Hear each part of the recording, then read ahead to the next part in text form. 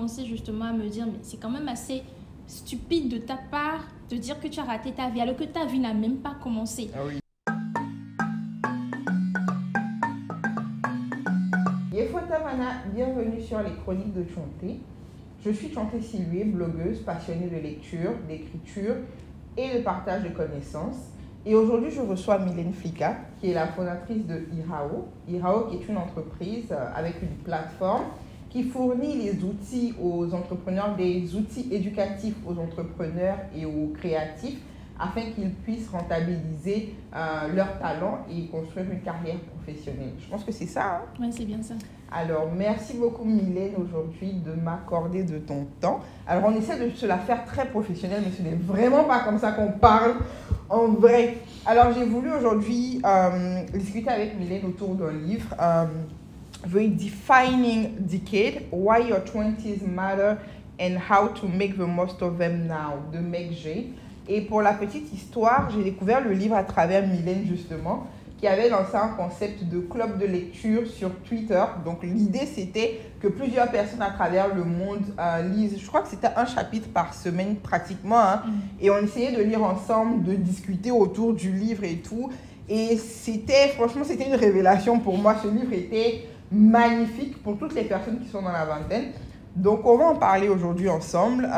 Qu'est-ce qu'on a appris? Bien sûr, ça ne veut pas dire que notre conversation va se focaliser sur le livre, mais l'idée, c'est vraiment de l'utiliser comme un support. Est-ce qu'il y a quelque chose que tu veux rajouter sur ta présentation? Non, pas particulièrement. Juste que ce livre a été un élément marquant dans ma vie en tant que vingtenaire. Ah ouais.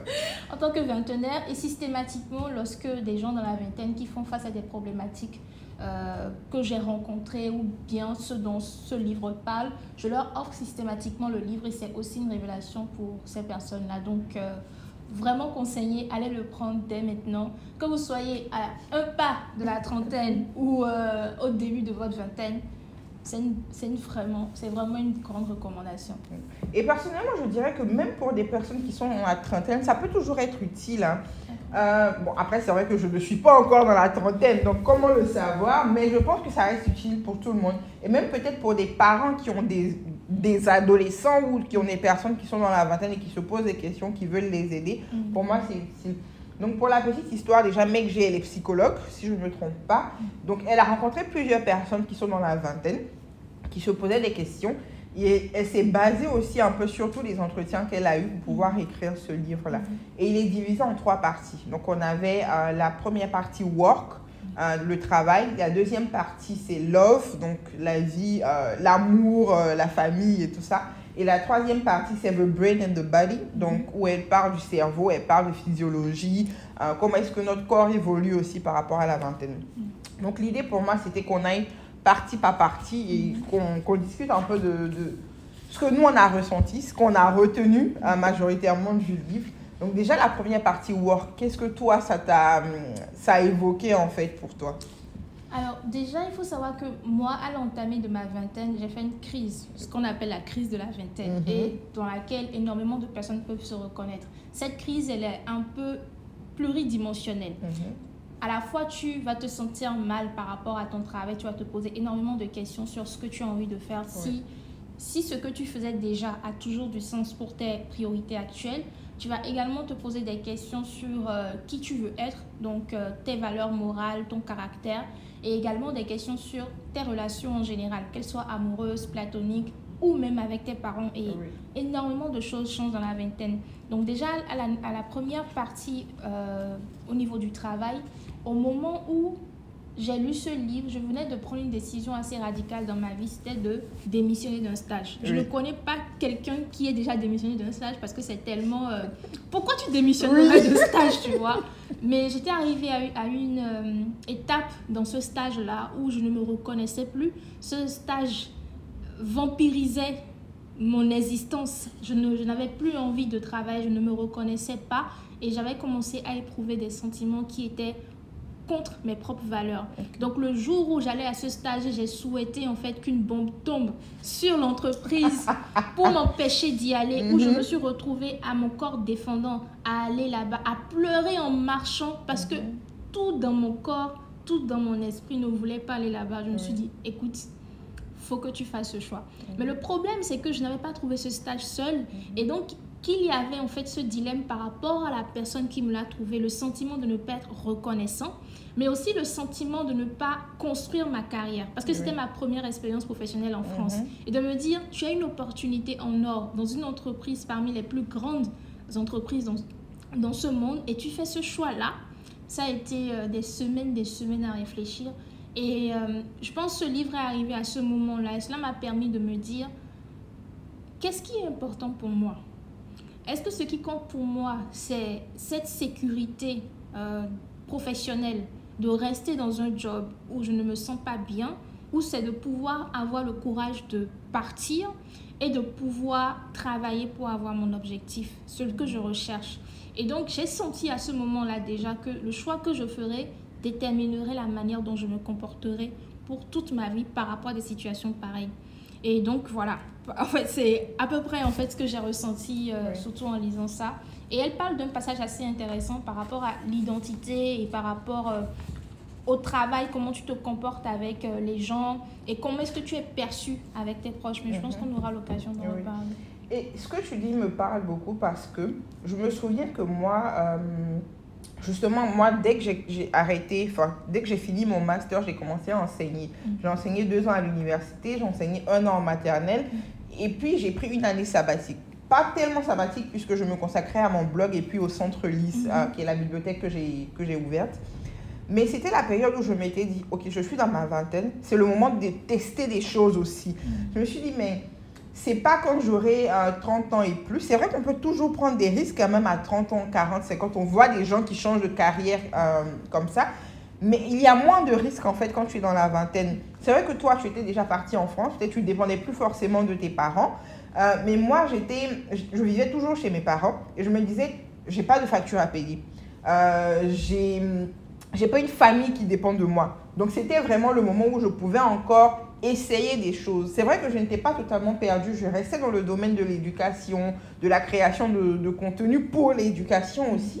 Mais pour moi, c'est vraiment cette période-là où tu peux encore tester des choses. Parce que quand tu es adolescent, tu peux tester, mais tu n'as pas cette... Il y a une petite maturité en plus, en fait, que tu n'as pas dans l'adolescence. Et même une petite liberté parce que tu dépends encore un peu du lycée et tout. Alors que quand tu es dans la vingtaine, généralement, tu peux avoir fini l'université. Tu commences les premiers stages et tout ça. Et tu peux te dire, ok, j'ai une idée un peu vague quand même de ce qui m'intéresse vraiment. Mais c'est peut-être le meilleur format sous lequel je peux le vivre, que je peux encore tester.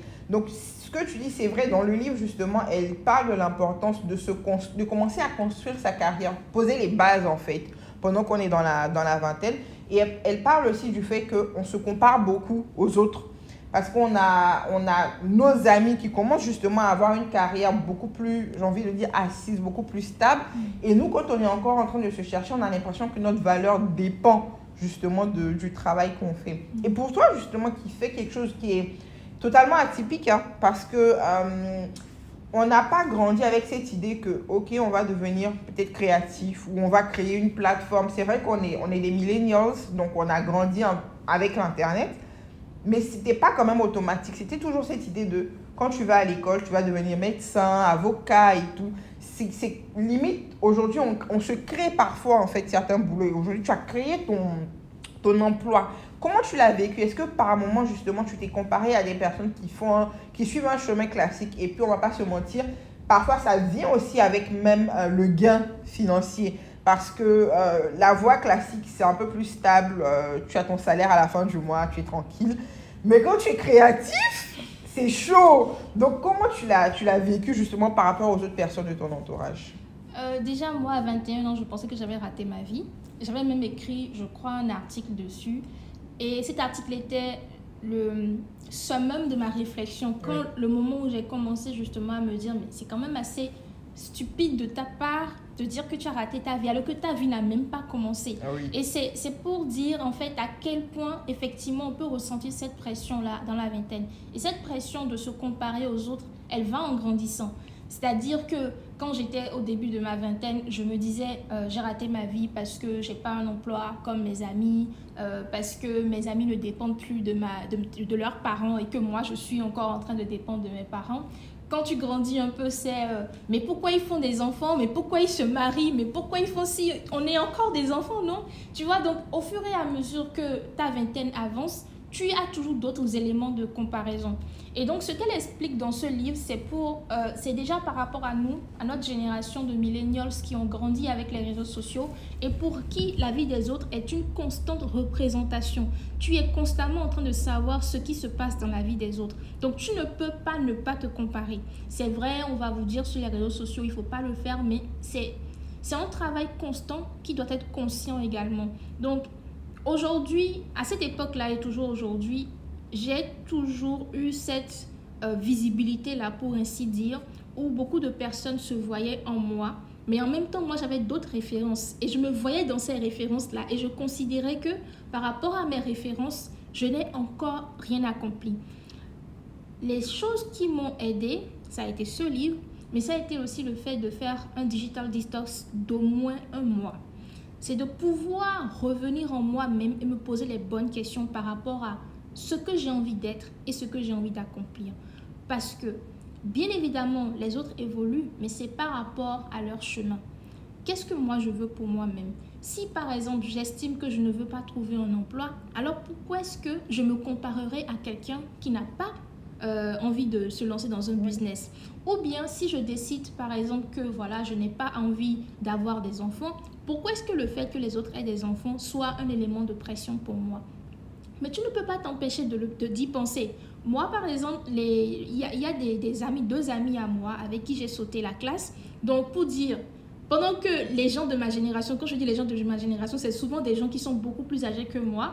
Nous, on était au même âge, tu vois. Et donc, quand ils m'appellent pour me dire, ah, moi j'ai des jumeaux, ah, moi j'ai une fille et tout, je me dis, mais allez, il faut qu'on se calme, tu vois.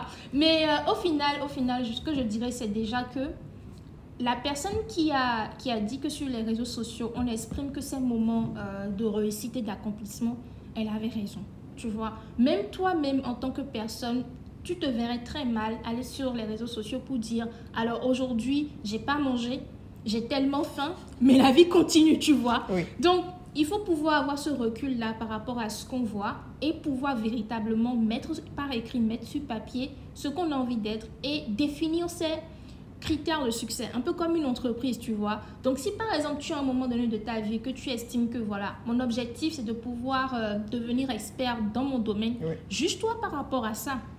Dis-toi que tant que tu n'as pas avancé sur cet objectif-là, c'est que tu as échoué. Pas parce que tu n'aurais pas eu telle ou telle chose que les autres ont, mais par rapport à cet objectif-là, c'est là que tu te juges toi-même.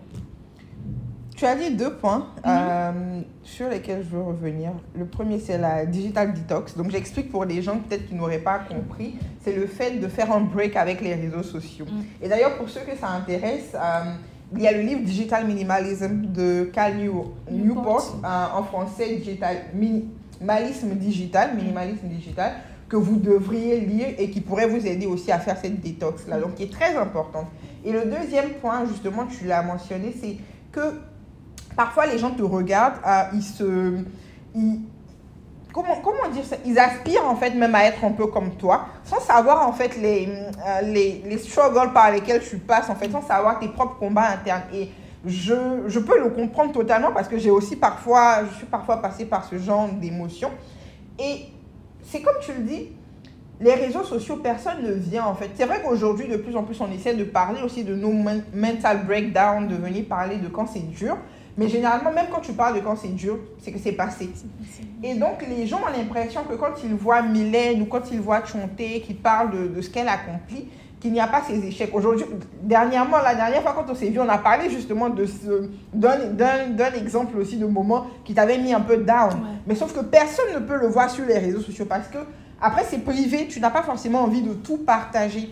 Donc, pour dire que quand on est dans la vingtaine, on a l'impression de voir d'autres personnes dans la vingtaine qui font de grandes choses, mais même ces personnes-là aussi passent par des moments qui sont difficiles. Et puis, l'une des choses, moi, personnellement, qui m'a fait parfois me sentir un peu en retard, ou peut-être même qui fait qu'aujourd'hui, on a l'impression que je fais de grandes choses, c'est que Moi, j'ai fait mes études aux États-Unis. Donc, après le bac, j'ai fait 2 ans en Côte d'Ivoire et ensuite, je suis partie à Atlanta. Et quand je suis arrivée là-bas, j'ai eu l'impression que j'étais super en retard. Mais ce n'était pas un vrai retard, c'était juste que là-bas, les gens mettaient beaucoup l'accent sur la vie en dehors de l'école. Donc, qu'est-ce que tu fais au niveau des clubs de ta communauté? Et on te dit même que pour postuler à un emploi, il faut en fait que tu montres ce que tu as réussi à faire en dehors de l'école. Est-ce que tu es actif dans ta communauté? Est-ce que tu prends des positions de leadership? Et moi, ce n'était pas ça. Moi, je partais à l'école, j'essayais d'avoir de bonnes notes et puis d'avoir un bon boulot. Donc, je me dis, mais en fait, aujourd'hui, là, si je veux postuler, même pour un stage, qu'est-ce que je mets sur mon CV? Donc, j'avais cette impression de n'avoir rien réalisé. Et pourtant, j'avais déjà un blog. Mais le blog, ça restait quand même virtuel. C'est-à-dire, en dehors de ça, je n'avais pas l'impression d'avoir fait quelque chose. Donc, c'est ce sentiment d'urgence qui m'a mené justement à être un peu même hyperactive et à faire plein de choses. Aujourd'hui, j'ai ralenti. Mais c'était aussi de la comparaison. Ça reste positif d'une certaine manière. Mais pour dire que ça dépend de qui, par rapport à qui on se compare. Et je te le disais, parfois je dis, moi je trouve que tu te compares aussi beaucoup à des personnes qui sont plus âgées que toi, parce que tu as des objectifs qui sont peut-être différents des personnes de ta génération. Donc j'ai trouvé que c'était important aussi de revenir sur cette idée de se comparer à quelqu'un sans savoir que vraiment cette personne aussi passe par des moments qui peuvent être difficiles. Et tu vois, l'un des préjugés qui reste comme une teigne dans notre génération et dans la génération de nos petits frères et petites sœurs, c'est que c'est l'impression que les choses arrivent très vite.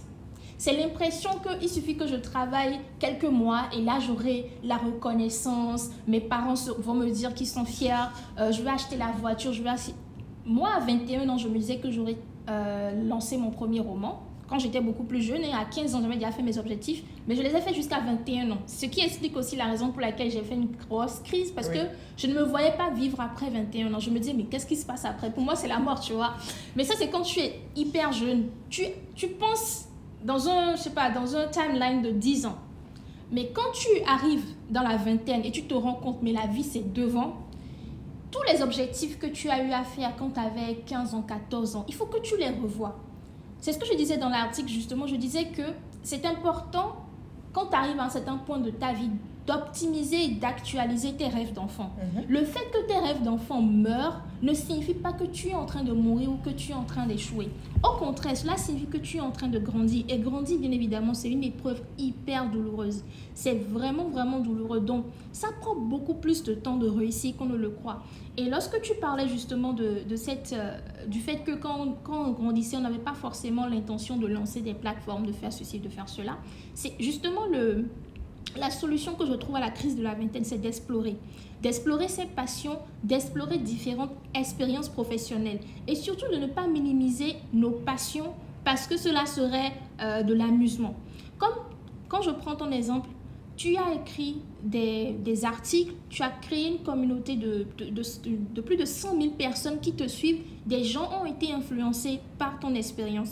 Un jeune occidental, on lui aurait appris depuis le bas âge à mettre en avant cette expérience-là, à dire, voilà, j'ai eu à créer une communauté de 100 000 personnes, j'ai écrit des articles sur l'éducation, sur la vie des millennials en Afrique, sur telle chose. Donc, il valorise à travers la manière dont il présente son expérience, mais aussi à travers la manière dont il parle, il valorise son expérience.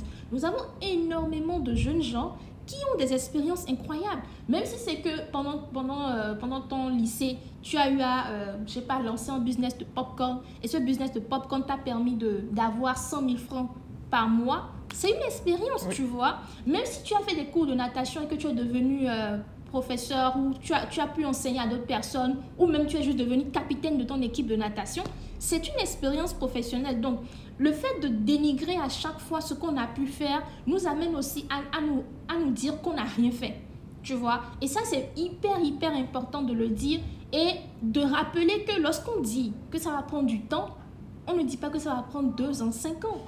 Cela peut prendre même jusqu'à 20 ans avant de nous réaliser. Donc, est-ce que tu as la patience d'attendre que tes rêves se réalisent en continuant à travailler et en continuant à fermer tes oreilles et tes yeux aux réalisations des autres?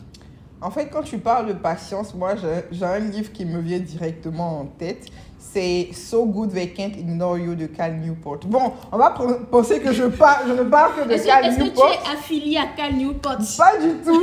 Mais en fait, dans ce livre-là, et là, c'est un livre en plus qui parle un peu, ça fait un peu contradictoire parce que lui il te dit que suivre ta passion n'est pas un bon conseil. Mais il ne le dit pas en termes de, il ne faut pas suivre sa passion. Mais c'est l'idée que le plus important, c'est surtout de développer des compétences. C'est-à-dire que même si tu as une passion, est-ce que tu as les compétences qu'il faut? Ou est-ce que tu prends le temps de développer les compétences qu'il faut pour que tu sois remarqué dans ton domaine? Et comme tu le dis, on peut penser que c'est rapide, mais non. Parce que quand on voit les gens justement qui ont réussi, on ne voit pas leur parcours, on ne voit pas leurs échecs, on ne voit pas tout ce par quoi ils sont passés pour arriver au niveau où ils sont. Et ça demande énormément de patience. Que tu sois dans le domaine qui te passionne ou même pas dans le domaine qui te passionne, mais où tu as une compétence, l'expertise, c'est beaucoup de temps et on ne s'en rend pas compte. Moi, je le dis souvent, j'ai commencé à bloguer en 2012. Mais quand je lis mes textes de 2012, je me dis, mais quelle horreur, tu vois. Mais pourtant, à l'époque, j'aimais bien, j'avais de bons retours. Mais tu évolues et tu te rends compte que ton style d'écriture aussi s'améliore avec le temps. Donc, ça prend énormément de temps. Pour ne pas qu'on reste sur la partie work, allons sur la partie que les gens aiment généralement. Love, l'amour. Et moi, je dis que ce livre, c'est même pas dans la partie love, c'est la partie brain and body qui m'a donné, moi, envie de me marier. Mais déjà, dans la partie love, elle parle de plein de choses intéressantes. On peut être d'accord ou pas avec certaines choses dont elle parle. Mais elle dit aussi que c'est dans la vingtaine pas qu'on rencontre, mais qu'on solidifie peut-être la relation avec la personne avec qui on va peut-être passer le reste de sa vie. Donc, c'est dans la vingtaine. Certains vont rencontrer peut-être leur époux ou leur épouse dans la vingtaine. Et d'autres vont peut-être avoir quelqu'un avec qui ils étaient dans l'adolescence. Et c'est pendant la vingtaine qu'ils vont vraiment poser les bases pour savoir ce qu'ils veulent. Et moi, je sais que c'était la période où je me suis dit, en fait, je suis à un âge où je ne peux plus être avec quelqu'un qui ne sait pas ce qu'il veut. C'est-à-dire que j'étais à une période où je dis, ok, moi avant, je ne savais pas si je voulais avoir des enfants, ni si je voulais me marier. C'est lorsque je me suis rendu compte que, j'ai envie d'avoir des enfants, parce que j'ai enseigné en maternelle et j'ai ressenti tellement d'amour pour les enfants que je me suis dit... N'enseignez pas en maternelle si vous n'avez pas envie d'avoir des enfants. Que je me suis dit, non, j'aimerais beaucoup quand même avoir mes propres enfants. C'est là que je me suis dit, ok, je veux me marier parce que mes valeurs aussi religieuses, morales, j'ai envie de dire, m'imposent d'une certaine manière d'être mariée pour pouvoir construire une famille. Ça ne veut pas dire que je cherchais un reproducteur, non, je cherchais quand même quelqu'un avec qui j'ai des valeurs en fait communes, avec qui je pouvais me construire. Mais c'est vraiment ce livre aussi qui m'a fait comprendre que si tu veux faire des enfants, te marier et tout, c'est pendant cette vingtaine-là qu'il faut rencontrer, il faut avoir quelqu'un qui sait aussi ce qu'il veut et vous pouvez cheminer ensemble. Donc toi, qu'est-ce que la partie love t'a apporté? Alors déjà, une chose que j'ai apprise dans ma vingtaine, c'est qu'il faut autant d'expérience professionnelle qu'autant d'expérience amoureuse. Parce que nos parents, moi par exemple quand j'étais plus jeune, je n'ai pas eu un téléphone portable avant d'avoir mon bac. J'envoyais des petits messages quand même à mes petits copains à travers le téléphone de ma mère. Parfois je me suis fait prendre, donc imagine. Mais quelle audace! Tu envoies des téléphones à tes petits amis avec le téléphone de ta mère. Et je lui ai dit ne réponds pas. Ne réponds pas. Non mais c'est pour te dire que tout le monde n'a peut-être pas la même expérience de l'amour que moi. Mais moi, par exemple, c'était mon travail qui comptait, tu vois. Même à l'école, j'étais souvent première de ma classe, pour ne pas dire toujours. Et pour moi, c'était vraiment un plaisir de me dire qu'aucun homme, aucun garçon ne peut m'empêcher d'avoir la première place. Tu vois, c'est-à-dire que même si je suis amoureuse de toi, je ne peux pas te laisser le pouvoir d'affecter mes notes. Tu vois, donc cela a aussi construit la manière dont j'ai vu ma carrière professionnelle par rapport à ma relation amoureuse et la manière dont je choisissais les gens avec qui j'étais. Je ne veux pas choisir un gars qui va me causer des problèmes et chaque fois je serai dans Goumet et je n'aurai pas envie de travailler ou de faire ce que j'ai envie de faire. Donc je voulais cette stabilité émotionnelle là pour avoir m'égoumer dans le domaine professionnel et avancer. Parce qu'il ne faut jamais avoir pitié de garçons, je le rappelle. Donc, j'ai ouvert un passage de ce livre parce que ce passage-là sur l'amour m'a aussi marqué. Elle dit, comment tu peux être aussi ambitieuse par rapport au travail, mais si inambitieuse par rapport aux relations amoureuses. Et un autre passage qui dit, tu dis que tu ne peux pas choisir ta famille, que tu n'as pas pu choisir ta famille, mais que tu peux choisir tes amis. C'était vrai quand tu grandissais. Maintenant, tu es sur le point de choisir ta famille et j'ai peur que tu ne fasses pas le bon choix. Je précise que le livre est en anglais et que tu as traduit. Et que j'ai traduit, donc voilà. Mais en fait, ce qu'il faut comprendre par ce passage, c'est que lorsque nous imaginons notre vie, pour ceux qui ont envie de se mettre en couple, tu vois, lorsque tu imagines ta vie, il faut d'abord te dire que la manière dont ta relation va marcher dépend de l'expérience que tu as eue sur certaines situations dans le couple, tu vois. Moi, il est arrivé des fois où j'ai cohabité avec mes petits amis et que j'ai pu apprendre, par exemple, les petits problèmes qu'il peut y avoir par rapport au ménage, par rapport, par exemple, aux finances et tous ces trucs, la manière dont telle personne peut réagir.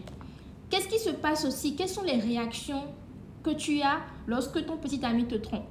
Des situations comme ça, tu peux ne pas... En fait, si comme moi, tu n'as pas eu beaucoup d'expérience dans ce domaine-là, tu peux te retrouver bleu et ça peut énormément t'affecter. Donc, quelque part, quand je regarde le choix de mes parents de me tenir à l'écart de cette partie-là de ma vie, à la fois je comprends leur choix, mais à la fois je me dis, si j'avais commencé à avoir des petits copains quand j'étais plus jeune, j'aurais développé plus rapidement un certain caractère sur ce que je veux et ce que je ne veux pas. Et j'aurais pu avoir une certaine maturité à une certaine étape de ma vie. Je ne dis pas forcément qu'il faudrait que les enfants aient des relations sexuelles. Non, ce n'est pas du tout par rapport aux relations sexuelles. C'est par rapport à comment tu te comportes avec quelqu'un dans un rapport amoureux, tu vois. Et comme elle le dit, pouvoir choisir sa famille. Je me suis mariée quand j'avais 25 ans. Moi qui, auparavant, ne voyais... En fait, quand on me disait de penser à ma vie, je ne peux même pas te dire qu'une seule fois, j'ai pensé au mariage. Pour moi, c'était OK, je me vois en train de faire ceci, de voyager dans le monde, de faire... Mais à aucun moment, je n'ai pensé que, ouais, il faudrait avoir une vie de famille, tu vois. Et c'est quand je me suis mariée que je me suis rendu compte que, oui, mon mari était devenu ma famille. Et ça me brisait le cœur. Parce que pour moi, ma famille de base, c'est ma famille, tu vois. Mais là, je me rends compte que si, avec mon mari, on décide justement d'avoir une progéniture, cette progéniture va nous considérer comme sa famille. Oui. Et donc, notre rapport à nous les deux déterminera à la fois son rapport à la vie, à ses amis, etc. Donc, il importe dès maintenant de pouvoir construire avec ce partenaire-là le type de vie que j'aimerais donner soit à la petite que j'étais il y a quelques années ou à une certaine progéniture. Moi, je trouve que c'est très facile aussi quand on a une certaine étape de notre vie de regarder peut-être le passé et de se dire si c'était comme ça, peut-être que ça aurait été comme ça. Mais ce n'est pas toujours vrai parce que je me dirais que il y a peut-être d'autres personnes qui ont eu des petits amis très jeunes et qui se disent « Ah, j'aurais aimé ne pas être passé par ça aussi jeune parce que peut-être, c'est même pas les relations sexuelles, mais même les sentiments amoureux même déjà, c'est quelque chose d'assez fort. » Et toi, par exemple, tu avais cette conception de « aucun garçon ne va me détourner de mes études ». Mais je pense qu'il y a forcément des personnes dont les études ont été affectées aussi par rapport au goût qu'ils ou qu'elles ont eu. Donc, je pense que ça reste assez relatif. On peut se dire, une fois qu'on est plus jeune, j'aurais aimé connaître ça plus tôt. Alors que d'autres personnes qui ont connu plus tôt vont se dire, ah, j'aurais aimé ne pas être passé par ça, en fait, avant un certain âge. Donc, je pense que ça reste relatif. Par contre, il y a, quand tu parlais, alors quand tu lisais les passages, moi j'ai parlé, désolé, moi mon objectif c'est de parler de livres. Et donc je pense directement à un autre livre aussi que j'ai lu, de Gary Chapman. Et pour ceux qui ne connaissent pas Gary Chapman, c'est vraiment l'auteur, pour moi, hein, c'est l'un des auteurs de référence quand on parle de mariage, de relations amoureuses. Il est chrétien, je pense qu'il est prédicateur même, et donc il se base sur la Bible pour enseigner. Mais c'est des choses pour moi qui peuvent être utiles à tout le monde, aussi bien aux musulmans, aux chrétiens, aux bouddhistes, que même à des personnes qui n'ont pas de religion en tant que telle. Et ce que j'ai aimé, et je pense qu'elle le dit aussi dans ce livre, c'est que quand on parle de travail, on commence à construire, on va à l'école, on commence à chercher des compétences et tout, mais on ne cherche pas des compétences quand il s'agit d'amour ou de mariage. Elle le dit ici, et Gary Chapman le dit aussi dans ce que j'aurais aimé savoir avant de me marier, je crois, que le mariage, mine de rien, qu'on le veuille ou pas, pour des gens en tout cas qui construisent une vie amoureuse, c'est l'un des pans les plus importants de ta vie. Et tu l'as dit, quand tu te maries, tu construis une nouvelle famille avec quelqu'un. Mais imagine que tu passes tout ton temps à étudier pour ta carrière et tout, mais que tu ne fais aucune recherche sur la vie amoureuse. En fait, les livres, ils peuvent te préparer d'une certaine manière, mais la pratique est violente. Mais en fait, il reste très utile de lire les livres. Et moi, par exemple, l'un des livres, c'est-à-dire que j'ai lu plein de livres avant de... Pas tellement de livres en vrai, mais j'ai lu, par exemple, ce que j'aurais aimé savoir avant de me marier. Et c'est après le mariage que j'ai lu un autre livre de Gary Chapman qui est Les saisons du mariage. En anglais, The Four Seasons of Marriage, je pense. Et ce livre était juste waouh, parce qu'il te parle d'exemples de plusieurs couples, justement. Parfois des couples même qui étaient au bord du divorce et qui ont pu se reconstruire. Parfois des personnes qui ont divorcé, qui sont à leur deuxième ou troisième mariage et qui te disent voilà ce que j'ai appris. Ou parfois qui n'ont rien appris en fait au final. Parce que tu as besoin d'une remise en question quand parfois c'est difficile. Mais si tu ne... C'est vrai que tu peux écouter les conseils des gens autour de toi, hein, mais qui ne sont pas forcément aussi les mieux avisés, ou qui vont te donner des conseils par rapport à leur propre expérience personnelle qui ne s'appliquent pas à toi. Donc, c'est vraiment important de se former aussi. Moi, j'aime bien le fait que dans certaines églises, quelques mosquées aussi parfois, aient des cours sur le mariage. Encore une fois, selon ses valeurs, on peut ne pas être d'accord à 100% avec tout ce qui va se dire, mais il y a beaucoup de choses qu'on peut apprendre de ça. Et comme je le dis, malheureusement, avec nos parents, on n'a pas eu ce genre de discussion. Tu peux avoir des discussions, parfois on va te raconter l'histoire de « Oh, il y a eu tel couple et tout, qui a eu tel problème », mais sans véritablement te donner les leçons qu'il faut en tirer pour que toi-même, tu puisses te construire. Donc, c'est vraiment important, pendant qu'on est dans la vingtaine, qu'on soit marié ou célibataire, de continuellement se former aussi sur ce que c'est que le mariage, les relations entre hommes et femmes. Et aujourd'hui, on a plein de livres dessus, on a des podcasts, on a des vidéos sur YouTube. Mais surtout, il faut qu'on se dise que quand on parle de compétences, ce n'est pas uniquement pour le travail, c'est aussi même pour la vie. Et pas qu'amoureuse, hein, même dans les amitiés et tout ça. Gary Chapman, il est connu pour les langages de l'amour. Mais quand tu lis son livre, il a les langages de l'amour pour le mariage, les 5 langages de l'amour. 5, oui.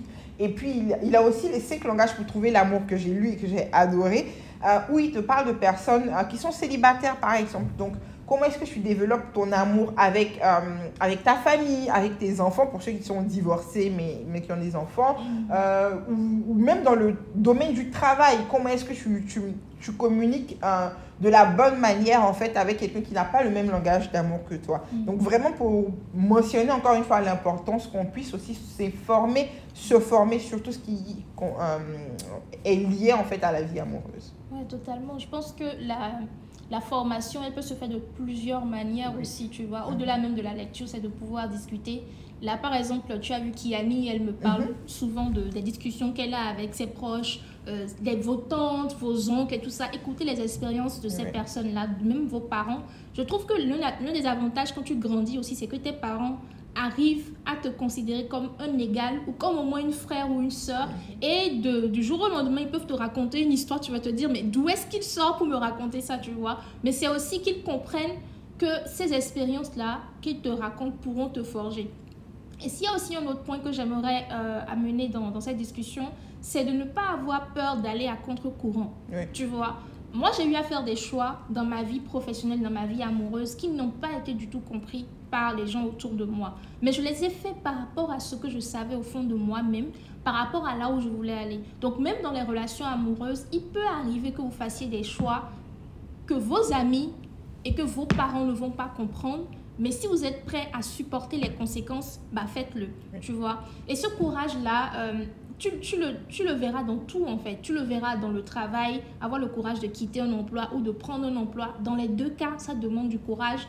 Avoir le courage de quitter une personne que tout le monde dit « Ah, mais vous êtes ensemble depuis très longtemps, etc. » Ce poids-là, on ne s'en rend pas compte. Et tu vois, la pression du mariage, pour nous les femmes en tout cas, peut nous amener à rester dans une relation dans laquelle on est sûre et certaine qu'on ne sera jamais heureuse, tout simplement parce que le monde a l'impression que c'est une très belle relation ou parce que nos parents se disent « Ah, mais tu t'es casé, c'est très bien, on attend juste le mariage. » Tu vois. Donc voilà, c'est ce type de courage-là.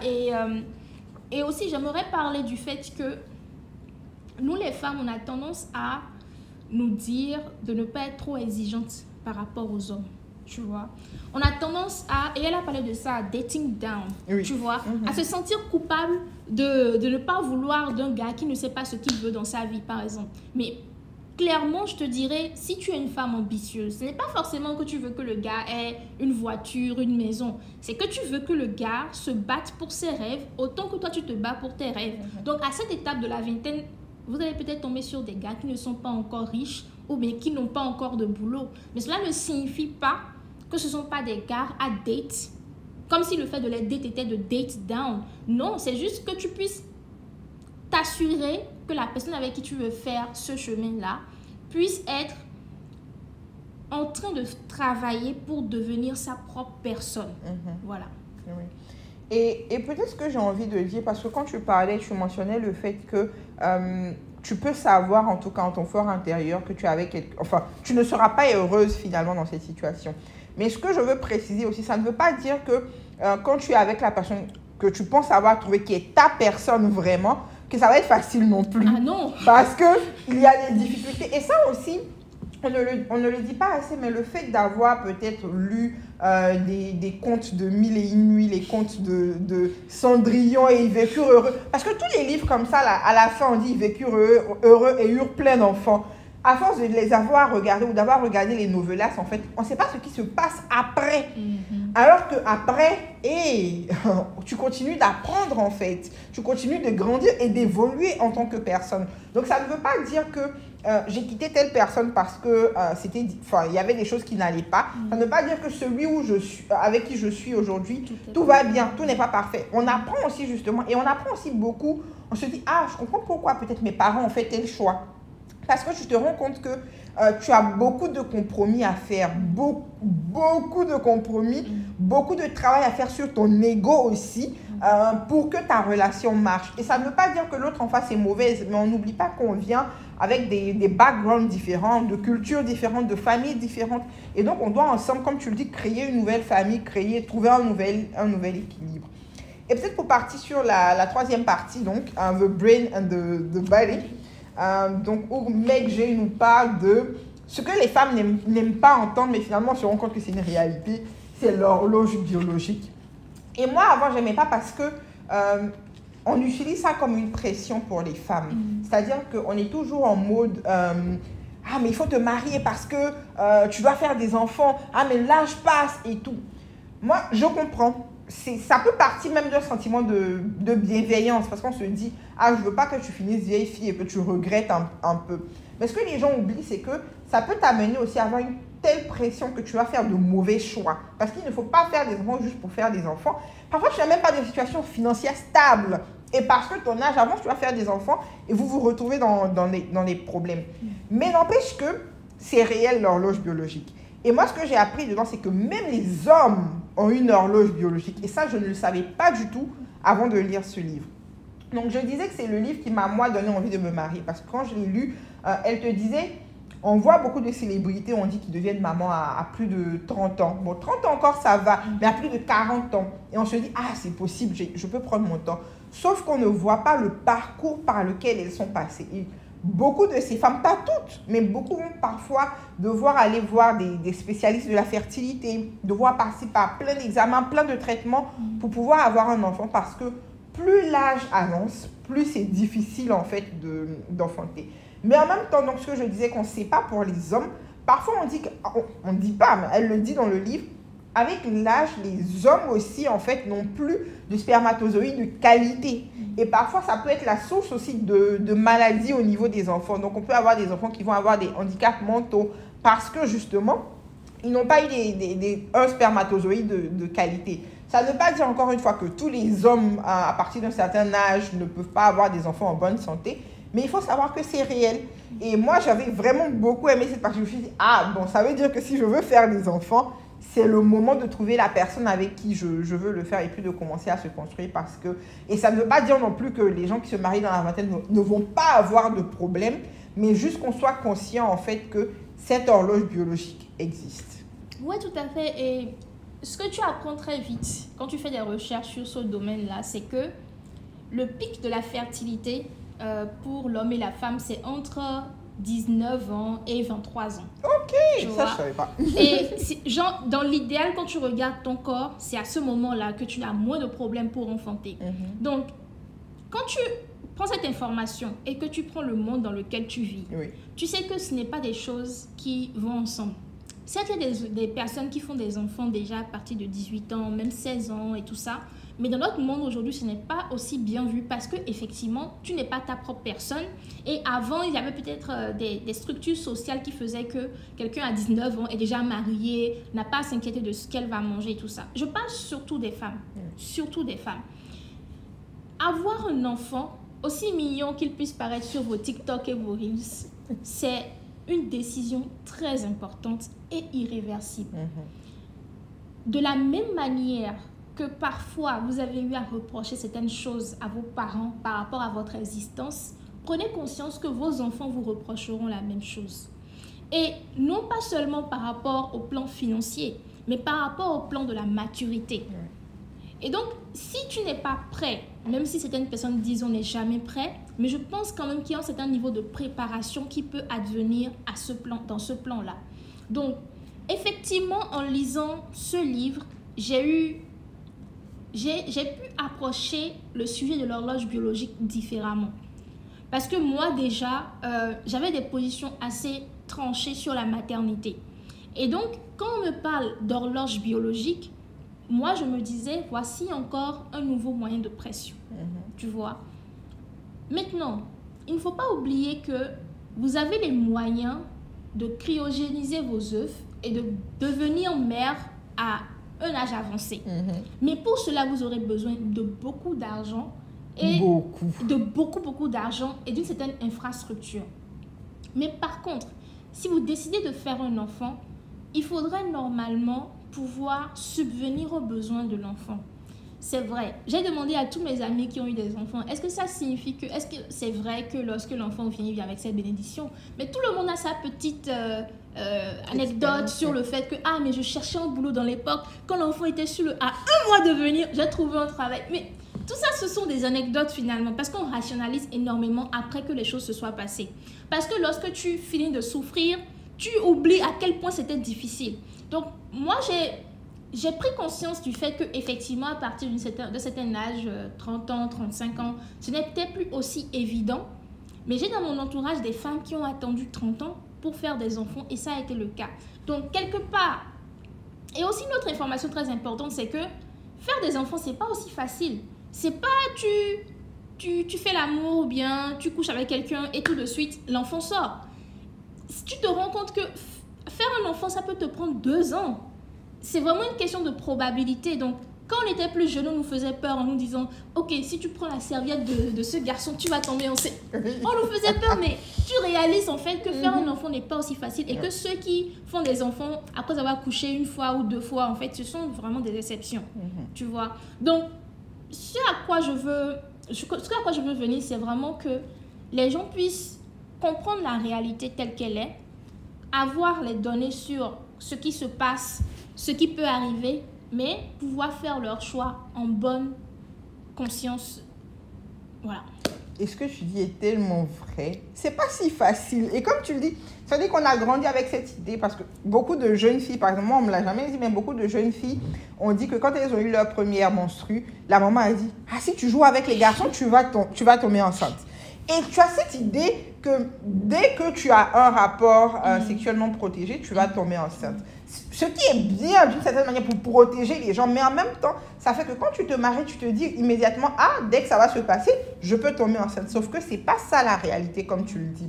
Et je reviens encore sur cette pression que les gens mettent sur les gens, surtout quand tu viens de te marier. Pardonnez, laissez-nous respirer un peu. C'est-à-dire que dès que tu viens de te marier, tout le monde te regarde. Ah, tu es enceinte. Si tu grossis un peu, tout le monde commence à supposer que tu es enceinte. Sans savoir justement aussi quels sont les combats intérieurs que tu as. Ils ne savent pas, par exemple, si c'est difficile pour toi de tomber enceinte et que ça te fait mal. Ils ne savent pas si tu n'as pas envie d'avoir des enfants et que tu as juste envie de profiter de ta vie pendant une période donnée ou même indéfiniment sans avoir des enfants.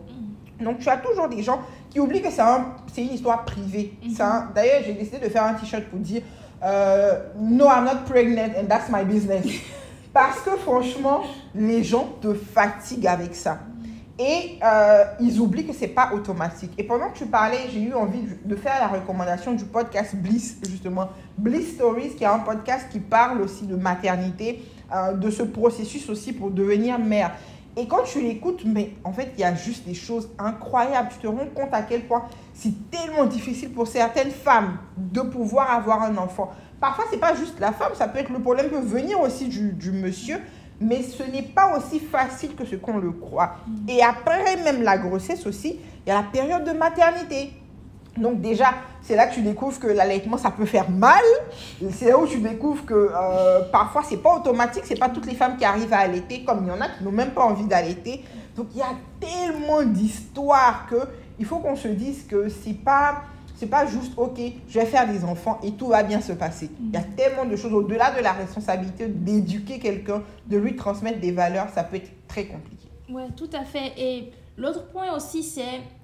Par rapport à Bliss Stories d'ailleurs, quand j'écoutais Bliss Stories, quand j'ai commencé à me documenter sur ce sujet-là, j'ai tellement regretté de ne pas avoir un podcast pareil où nos tantines, nos mamans pourraient effectivement raconter leur expérience, tu vois, parce que bien vrai, on a appris de ces femmes occidentales, françaises, ce que c'était d'être mère ou de vouloir devenir mère, mais c'est dans un contexte complètement différent du nôtre, tu vois. Elles ont des challenges qui, certes, peuvent être comprises par d'autres femmes, compris par d'autres femmes, mais c'est des challenges qui ne nous ressemblent pas, tu vois. Donc, franchement, si quelqu'un a une idée de lancer un podcast Bliss Stories pour les femmes africaines, ça va être un véritable bien à notre société.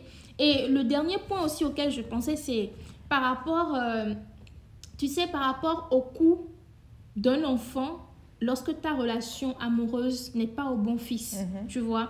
Parce qu'aujourd'hui, on a beaucoup d'amis à nous qui sont peut-être divorcés et tout, qui sont des mères célibataires ou des pères célibataires. Donc, quand on parlait déjà dans l'autre chapitre de tout ce qui a rapport avec les relations amoureuses, c'est de pouvoir choisir quelqu'un avec qui tu pourras bien élever ton enfant, même si vous n'êtes plus ensemble aussi.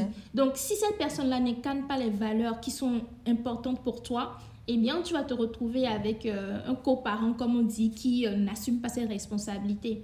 Et l'autre point aussi par rapport à la question de brain and body, quand tu arrives dans la période de la vingtaine, que ce soit de 20 ans à 30 ans et tout, il y a de grandes chances que tes parents vieillissent.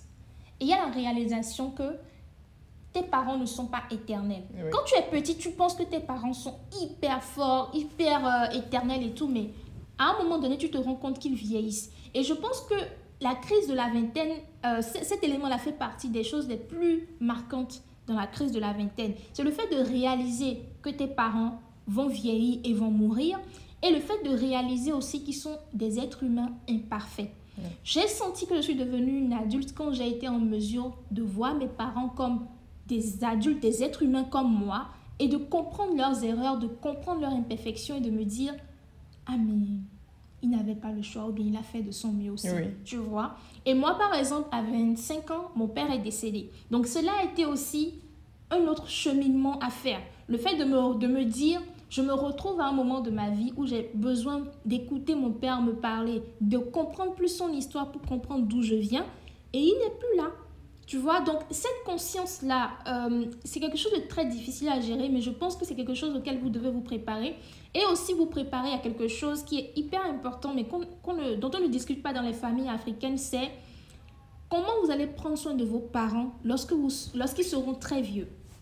Est-ce que dès maintenant, tu es en train de penser à un plan d'épargne, que ce soit pour toi aussi, mais à un plan d'épargne pour tes parents, au cas où tes parents n'auraient pas prévu ça? Parce que beaucoup de parents en Afrique ne pensent pas à comment ils vont faire quand ils n'auront plus la force de se déplacer. Ils comptent sur leur famille. Mais aujourd'hui, nous vivons dans de grandes villes, nous sommes hyper occupés, nous aurons nos familles, nous aurons nos enfants et tout ça. Est-ce que nous aurons le temps de nous occuper de nos parents? Donc, ce n'est pas une question de détachement vis-à-vis de notre devoir filial, mais c'est prendre conscience que on n'aura peut-être pas cette possibilité-là et se préparer à ça. Et peut-être, il y a un livre que je veux recommander. J'ai complètement oublié le titre, mais c'est un livre sur comment gérer son argent. Je pense que je te donnerai la référence après. Ça s'appelle...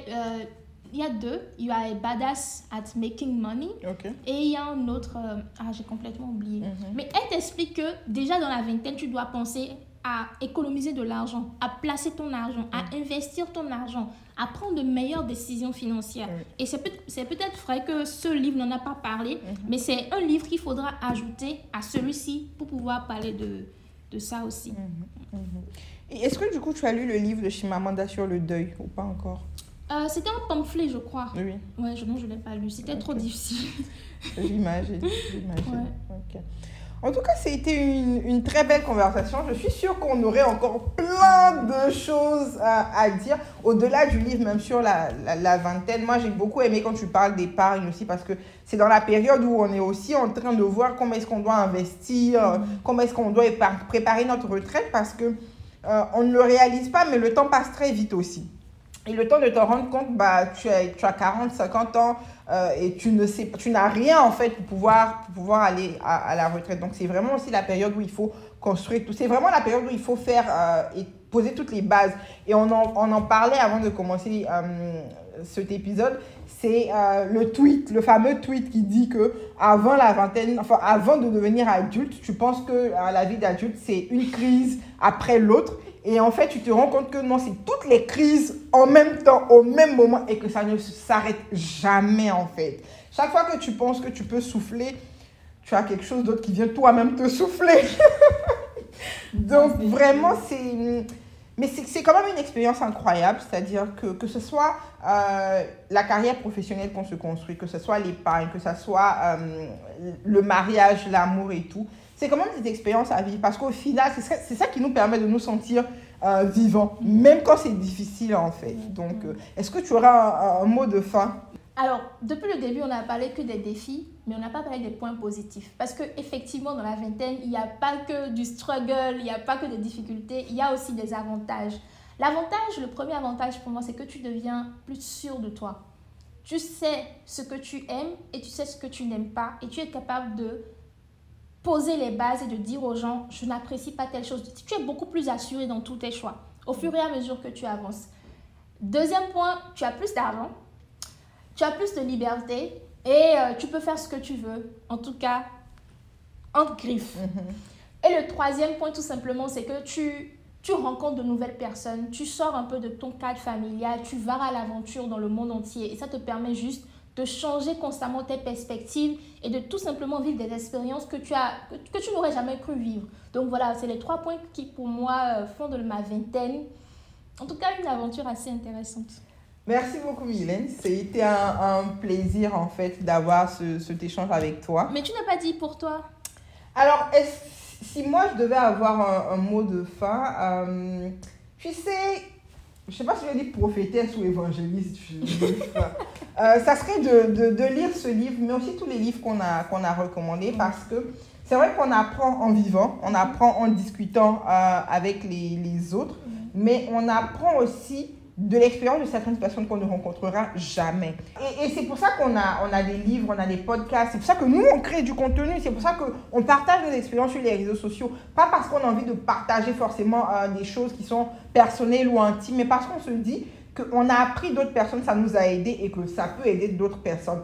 Donc tout ce que vous pouvez faire justement, c'est de profiter en fait de ce contenu qui existe, de lire tous ces livres-là et puis de ne pas hésiter aussi à partager avec les gens autour de vous. Donc, j'espère que vous allez prendre autant de plaisir que nous, on a pris à avoir cette discussion. Et puis, n'hésitez pas, comme on le dit toujours sur YouTube ou sur toutes les plateformes, n'hésitez pas à liker, commenter et partager. Et merci, à la prochaine.